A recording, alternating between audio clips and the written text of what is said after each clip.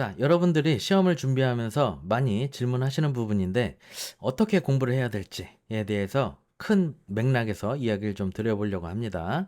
일단 필기 시험에 합격을 해야 실기 구술 시험을 볼 수가 있죠. 근데 그렇다고 필기 하나만 집중해 갖고 하기에는 필기 시험을 합격한 다음에 실기를 준비할 시간이 너무 짧아요. 보통 한 달 정도의 기간이 주어진단 말이에요. 그렇기 때문에 이제 우리 바디빌딩을 비롯한 다른 분들도 마찬가지인데 제가 권해드리는 건 필기에 당연히 에너지를 많이 쓰셔야겠죠. 6, 70%는 필기에 집중을 하시되 실기에 30% 내지는 40%를 같이 병행을 하셔라 라는 게 제가 권해드리는 방법입니다.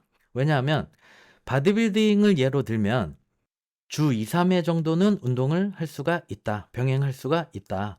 왜냐하면 필기만 공부를 한다고 해서 계속 진짜 앉아서 하루 종일 필기 한 우물만 파지는 않을 거란 말이에요. 필기 공부를 하다가 지치면 뭐 TV를 보던 영화를 보던 술을 마시던 등등 게임을 하던 다른 활동을 할 거를 운동을 하시라는 거죠. 우리가 시험 볼 그 종목에 대한 운동을. 그리고 당연히 운동을 하면은 뇌도 더 잘 돌아가게 되고 체력도 좋아지고 그리고 특히 우리 바디빌딩 같은 경우에는 몸을 만드셔야 돼요. 제가 얘기하는 몸을 만들어라 라는 거는 무슨 바디빌딩 선수들처럼 바디빌더스러운 몸을 만들으라는 게 아니라 물론 그렇게 만들면 좋습니다. 좋습니다만 그렇게 만들으라는 게 아니라 내가 데드리프트라는 동작을 하면 데드리프트를 원활하게 능숙하게 동작을 아주 깔끔하게 수행할 수 있을 정도의 몸을 만들으라는 의미다라고 보시면 돼요. 데드리프트를 하는데 뭔가 부자연스럽고 어색하고 뭐 한 두어 달 연습한 것 같은 느낌이 드는 게 아니라 한 1년, 2년, 3년 이렇게 몇 년 운동을 한 사람의 느낌을 여러분들이 모든 동작을 그렇게 만드셔야 된다라고 보시면 돼요. 근데 이거는 우리가 몸으로 직접 수행하는 동작이기 때문에 속일 수가 없어요. 이거는 감독관이 보면 그냥 칼같이 바로바로 찝어냅니다. 바로 알아요. 저도 마찬가지고. 그래서 여러분들이 오프라인에 딱 오셔갖고 저랑 딱 마주했을 때 제가 동작 해보라고 하면 여러분들 다 삑삑삑 다 불합격이에요. 대부분의 사람들이.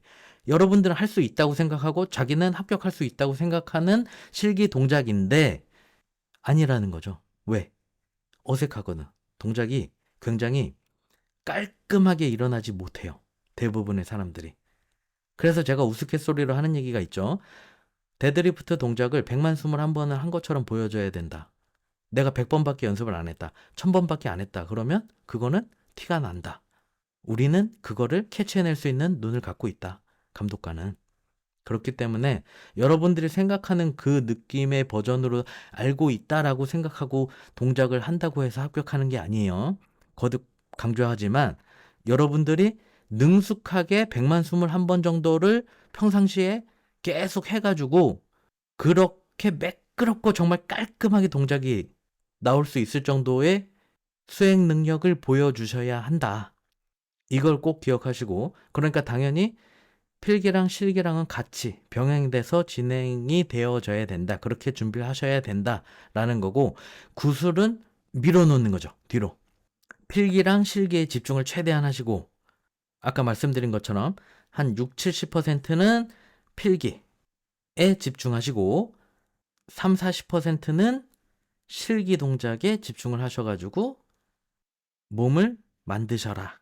그리고 당연히 여러분들이 어떤 동작을 하는데 예를 들어서 여성분들의 경우 니 푸시업을 해요. 니 푸시업을 하는데 상체 근력이 여성은 상대적으로 남성에 비해 적으니까 더 어렵게 느껴진단 말이에요. 그래서 그냥 푸시업을 하는 게 아니라 니 푸시업을 한단 말이에요. 무릎을 대고 무릎을 바닥에 대고 푸시업을 하는데 그마저도 지렁이처럼 올라온단 말이에요. 그럼 당연히 불합격하겠죠.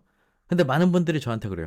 아, 이건 정말 근육량이 부족하고 근력이 부족해서 안 돼요. 동작이 안 돼요. 막 이렇게 말씀하시는데 하면 됩니다. 연습을 안 하신 거예요. 연습을 하면은 몸이 바디빌더처럼 변하는 데는 엄청난 시간이 필요하지만 근력은 3일만 해도 굉장히 눈에 띄게 좋아지게 돼 있어요. 여러분들이 3일 정도의 닐링 푸시업 동작을 안 하신 거죠. 3일만 해도 늘어나요. 그러면 여러분들이 매일 닐링 푸시업을 연습을 하신다고 생각을 해보세요. 3일 동안 연습했어요. 4일 나아지겠죠? 5일 나아지겠죠? 6일 더 나아지겠죠? 일주일 더 나아지겠죠? 근데 한 번 하고 동작이 안 돼요. 그리고 다음에 또 한 번 생각날 때 해보고 아우 동작이 안 돼요. 이거는 연습이 안 되는 거죠. 그렇게 하면. 이해되시죠? 근력이 늘을 수 있게 운동이라는 거는 체계적으로 하는 거예요. 오늘, 내일, 모레, 글패, 몇 세트, 몇 회, 이런 식으로 계획된 동작을 의도적으로 수행해내는 게 운동이죠. 그렇게 동작을 수행을 하셔갖고 그러한 근력을 만드는 것까지를 몸을 준비하는 거다. 몸을 만드는 거다라고 표현을 하는 겁니다. 제가 우리 바디빌딩 하시는 분들한테 권해드리는 건 적으세요. 벤치프레스 또는 푸시업, 그리고 밀리터리 프레스, 그리고 데드리프트, 그리고 스쿼트, 그리고 레그레이즈. 이 정도는 여러분들이 매일 연습을 하셔갖고 하나 더.